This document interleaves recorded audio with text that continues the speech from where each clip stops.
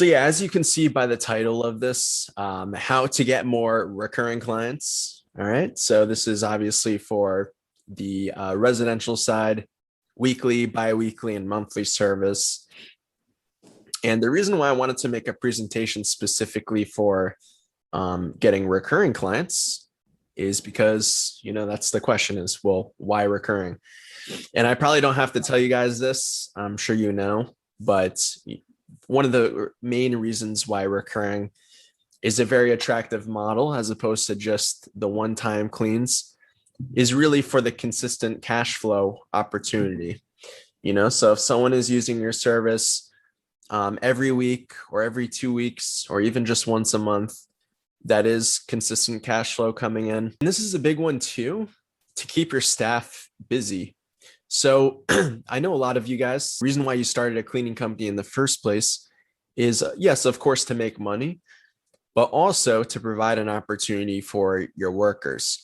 So by having clients that they can see on a consistent basis, just get that consistent paycheck, it's very admirable to be someone who could provide a job for these people and give them work opportunities. And then last but not least, consistency with service, whether it's for residential or commercial.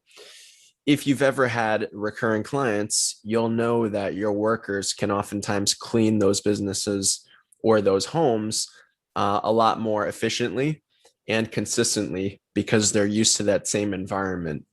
So that is a plus for you as the business owner, of course, and for the homeowner if they know that the same people are going to be coming to their home or business on a frequent basis and do a consistent job. So this is a little formula for you guys. I don't know if you've ever heard of the term lifetime value, but this is a very important formula to calculate the revenue for your business of what one recurring client can be. The very first thing I have over here is the average house clean. Let's just pretend that the average house clean is valued at $150 per clean.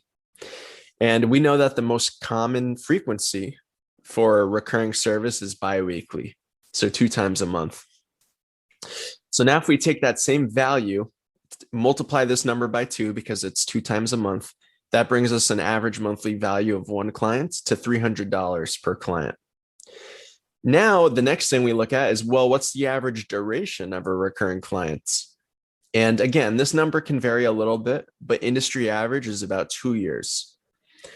So now, if we know that 24 months are in 2 years, we take the same monthly value, multiply it by 24, and that gives us our lifetime value of one recurring client of $7,200. Does that math make sense to you guys? I'm gonna take a sip of water. Yes, it kind of does. Okay. Yeah. So, you can screenshot this if you want, or take a photo. But yeah, for the typical client who uses your service, let's say once every 2 weeks and sticks with your business for 2 years, that's roughly how much revenue they're going to bring into your business. So once you can see this number, suddenly this becomes a very attractive number to get more recurring clients, because a lot of people don't even realize that one client can bring their business, $7,200, especially for residential cleaning. Most people think, okay, for commercial, that might be a contract that earns me easily this amount over a year, or probably more. But for residential, most people don't really see it like that. Now that we kind of went over the math together, let's discuss some tips that can help you guys get more recurring clients. And there's a lot of different ways to go about this, but I think the most obvious approach that you guys are familiar with is, of course, quality of service. So providing a thorough and efficient cleaning, there's not really too much that you could do outside of this, aside from finding good workers.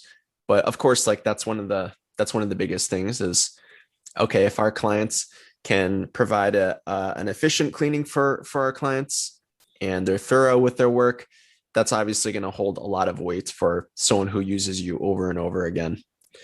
Another big thing too is having a friendly and reliable staff. So this is really beneficial if you guys have workers that get along with the customers. So people that are more personable usually will have a better relationship with the homes that they service. So this could be little things too. Like let's say you have a client who has a newborn, and then anytime your workers go over to the house, they're like, very friendly with the baby. Maybe they have good conversations with the homeowners, ask them about their weekend, how their week is going, how work is going, just small talk, stuff like that. And another thing too is minimal effort required from the client. So I put this bullet point in green because I think this is something that's very underrated. And what I mean by this is how easy is it for a client to schedule a service with you? There's a lot of ways to make this process more seamless. One of the most obvious ones is having like a very streamlined booking process, for example. So if a client inquires about a service and they sign up, whether it's a one-time clean or recurring, is how easy is it for them to sign up for service? How smooth do the conversations go when they speak to you on the phone, or your assistant, or your front desk person, whoever's role it is to have that? And you'll notice this too, is when you read the reviews from other cleaning companies, this holds a lot of weight. People will be very vocal about their experience with signing up for a recurring service or a one-time clean. So the easier you can make that process, the more likely they are to want to do business with you. All right, so the next point I have over here is satisfactory phone calls. So this is something all of you guys can be doing. And what that basically means is just calling your clients, ideally within 1 or 2 hours of when the service gets completed. So if you guys aren't showing up to the job sites, then the next best thing you'll want to do is, let's say, an hour after the clean, just to simply call your clients and ask them about their service. So you could see if they have any questions, any feedback, things like that. So get feedback on their experience, be a friend to them, answer any questions that they might have. And what you're also doing by doing this, besides providing good customer support, is you're also adding in personal touch points. And this will increase the familiarity that new clients have with you. So the more frequently they can have conversations with you, the better that relationship will build. And now you're planting the seed with new clients and letting them know, hey, we're going to have an ongoing relationship together. So get used to me, is essentially what you're saying when you're doing this. All right. So that is satisfactory phone calls. Now, another thing, loyalty programs are really cool because what you're doing is you're gamifying your business. If you can get your clients to feel excited to use your business, like as if they have something to win almost, then it can provide a really interesting dynamic, and they'll actually look forward to using your service frequently. So people love gifts and rewards. I don't have to explain too much about that. That's just, human nature. So there's a lot of different ideas that you can do for this. You can have, for example, a VIP list where customers or clients that use your service very frequently, they eventually get enrolled into a VIP program where they have special rewards that they get, certain requirements that they have to fulfill, and they're basically compensated for being on that list. So that could be like sending them a free gift every quarter. That could be like punch cards for your cleaning company. So you'll see this used popularly with like automotive shops, massage places, where it's like, hey, come in 4 times and get your 5th service for free. You could do something like that.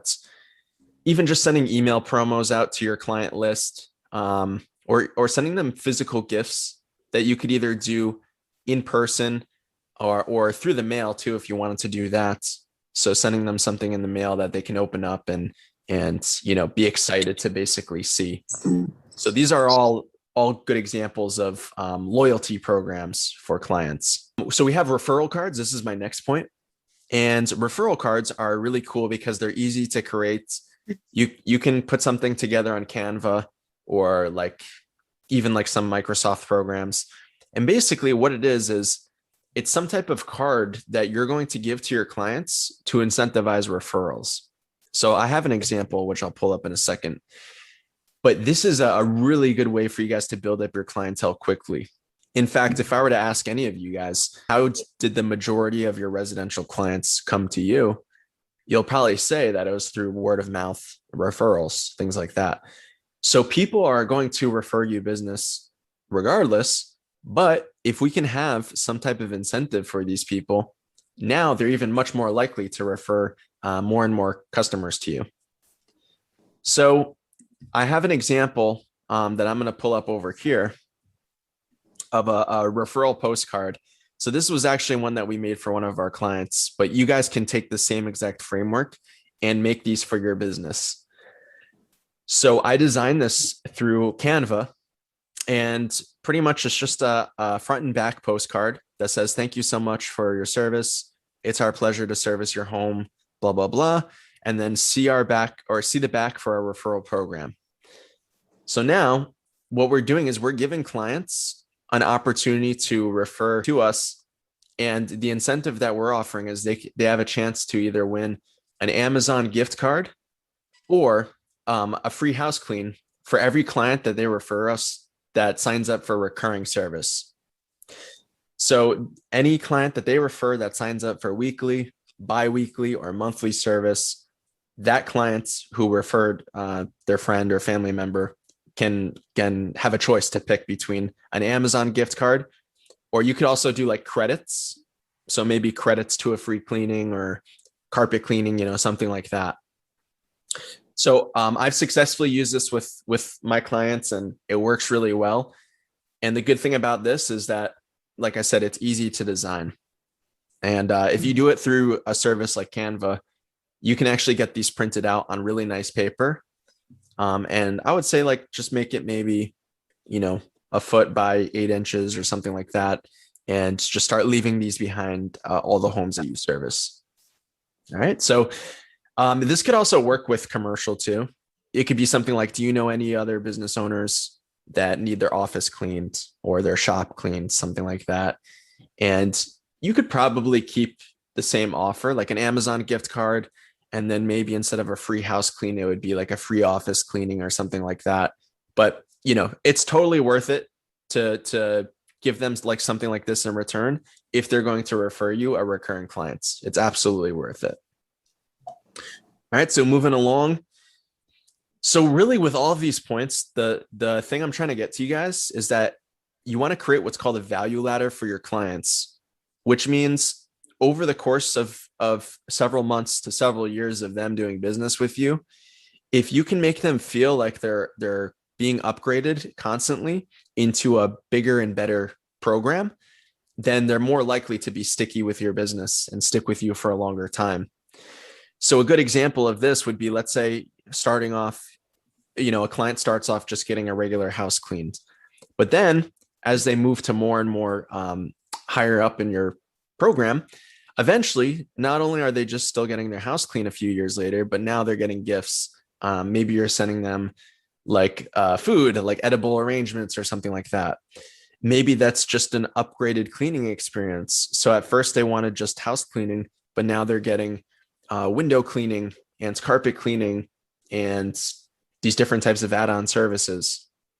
And then also, last but not least, having a VIP program, as I alluded to earlier, where now they're in a special category of clients where these people will feel like a big shot if now they're, getting gifts every quarter or every month from you for being a loyal customer. So hopefully you guys can see when I say value ladder, to visualize it, it's allowing your clients to jump through bigger and better transformations with your company. So you might be wondering, okay, like what's the first step, Evan? How can I get started on something like this? And if you guys want to get ideas of having really good customer support, providing potentially some of these things I just talked about, my recommendation would be to spy on your competitors. So I think it's worth it to maybe one weekend, you guys actually call a local cleaning competitor of yours and actually hire them out to come and clean your home, and then take notes on what they do. So pay attention to how they answer the phone, how they schedule your appointment, how they conduct service with you, and last but not least, how they follow up with you. So this is a big one. After you get service, are they giving you a call to see how your cleaning went?